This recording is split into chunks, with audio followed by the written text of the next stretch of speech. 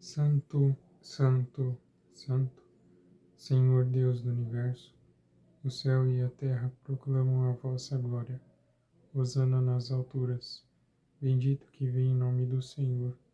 Hosana nas alturas. Santo Afonso Maria de Ligório, rogai por nós. Olá, tudo bem? Neste vídeo, vamos comentar um pouco sobre o livro Luiz Martin, Incomparável Pai, de Santa Teresa do Menino Jesus e da Santa Face. É uma biografia de São Luís Martin, pai de Santa Teresinha, esposo de Santa Zélia. De forma geral, é um livro muito bom para se conhecer a vida dele, Santa Teresinha é muito mais famosa e temos diversos livros que contam sobre a vida dela, Mas esse livro é uma ótima indicação para os que desejam conhecer a vida de São Luís, principalmente os homens, Porque ele é um grande exemplo, não só para pais de família, Até mesmo para seminaristas e pessoas que têm vocação religiosa, pela fé dele, pela perseverança e pela paciência dele, a confiança em Deus. Tem 174 páginas, assim, não é muito comprido, mas é um livro bem gostoso de ler. E tem uma linguagem boa, uma biografia bem apropriada, assim, não foge do estilo do livro, assim, É uma biografia mesmo, conta as coisas da vida e faz algumas reflexões aqui e ali, Então, quais são pontos notáveis da vida de São Luís Martin, Depois de ler esse livro, o que nós podemos perceber de positivo na vida dele e que nós podemos absorver também? Bom, a primeira coisa é que ele era um homem comum, se você visse São Luís na rua, você não ia notar ele, Ele ia ser alguém humilde, mais uma pessoa do seu tempo andando por aí fazendo suas coisinhas, Um homem que andava pela cidade, fazia compras, trabalhava, era dono de uma relojaria, consertava relógios. Então, era um homem do seu tempo, Ele, ele era muito patriota também, Vinha de uma família que tinha um histórico militar e ele gostava muito da França, Ele nasceu em Bordeaux, se não me engano, e ficou muito triste, por exemplo, quando houve a Guerra Franco-Prussiana, hoje a Prússia e a Alemanha. E naquela época os prussianos venceram a guerra e tomaram a Alsácia, Alsácia-Lorena, que é uma região no nordeste da França. E ficou para a Alemanha, eles anexaram. E ele ficou triste porque Estrasburgo, essa região da Alsácia era muito bonito, ele gostava bastante de visitar essa região. Então ele era um homem muito patriota, ele tinha amor pelo seu país, Ele gostava de escrever poemas, canções, principalmente sobre a terra também.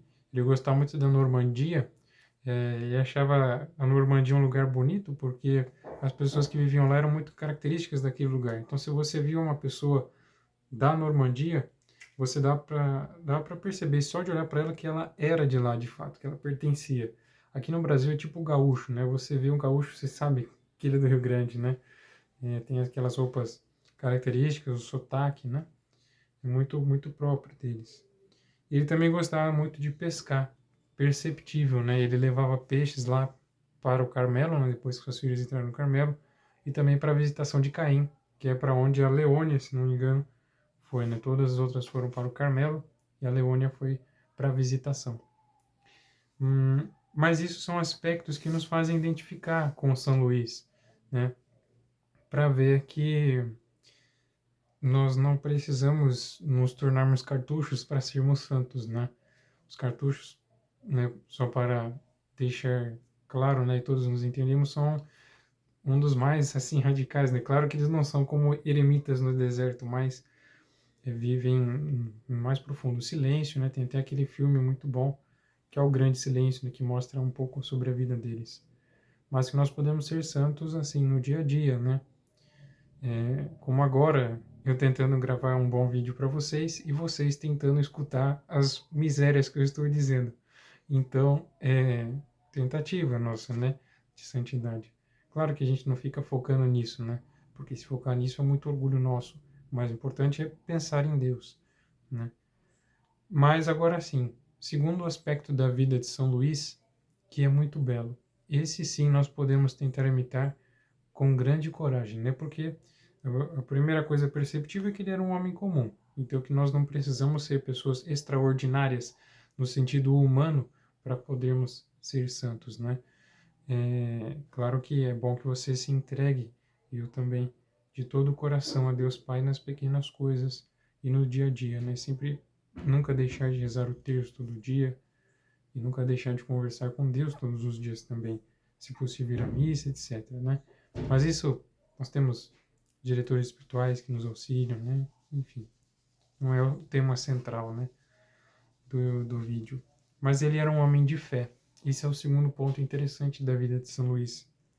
Veja que todas as suas filhas se tornaram religiosas, né, exigindo renúncia do projeto que ele fez para suas filhas.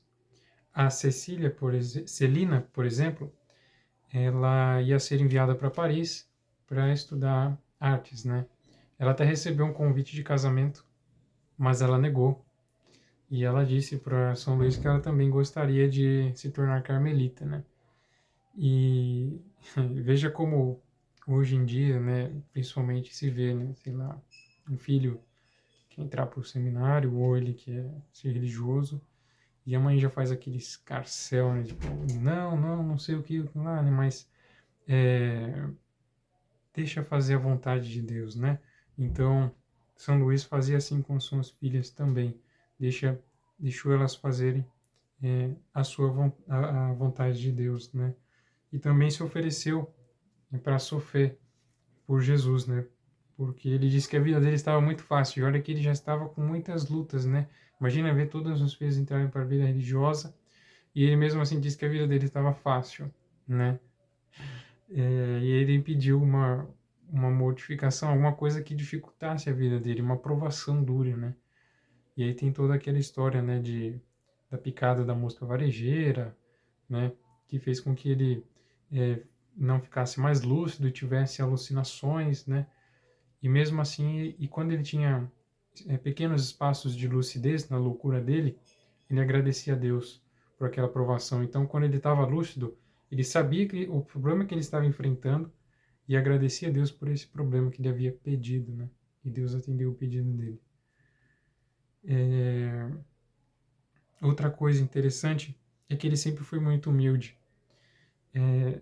Uma vez um soldado, nessa mesma guerra franco-prussiana, um soldado prussiano, alemão, invadiu a loja dele e roubou um relógio, né? E São Luís sabia, né? Viu o soldado, tudo, mas ele não denunciou para o exército alemão, porque ele sabia que se ele denunciasse aquele soldado, ele iria ser preso e depois executado.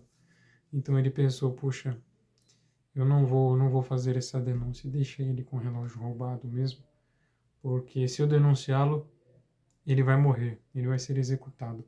O exército alemão era muito forte nisso, muito punitivo. Então veja a humildade de São Luís, né? Ele em tudo procurava fazer a vontade de Deus. Como isso é aplicável a nós, também queremos fazer sempre a vontade de Deus, né? Para ele foi muito difícil ver todas as suas filhas entrarem não todas, né, no Carmelo, mas serem religiosas, né? Para muitos de nós é difícil, às vezes, abdicar da nossa vontade para fazer a de Deus, né? Seja em pequenas situações como você, seu pai, sua mãe, sua família vão em algum lugar e já tem alguma discordância de opinião sobre em qual lugar comer ou aonde ir, ou até mesmo, sei lá, você foi no restaurante e já tem a pequena discussão de onde senta para comer. Essas coisas acontecem. Então é importante saber abdicar das suas próprias vontades em prol do outro, né? E em coisas maiores também, principalmente as de Deus. Primeiro, ter fidelidade nas pequenas coisas e depois assumir grandes responsabilidades nas maiores. Então, assim como São Luís foi fiel e deixou que suas filhas entrassem, né, na vida religiosa, nós também que tenhamos um coração humilde, que deixe que a vontade de Deus entre no nosso coração e para que ela faça de nós o que quiser, né? Reconhecendo a nossa pequenez, ele sabia da miséria dele. E olha que grande santo é hoje, né? Então reconheçamos a nossa miséria também, com a mesma humildade, com o mesmo empenho, com o mesmo amor. Ave Maria, cheia de graça, o Senhor é convosco. Bendita sois vós entre as mulheres, bendito é o fruto do vosso ventre, Jesus.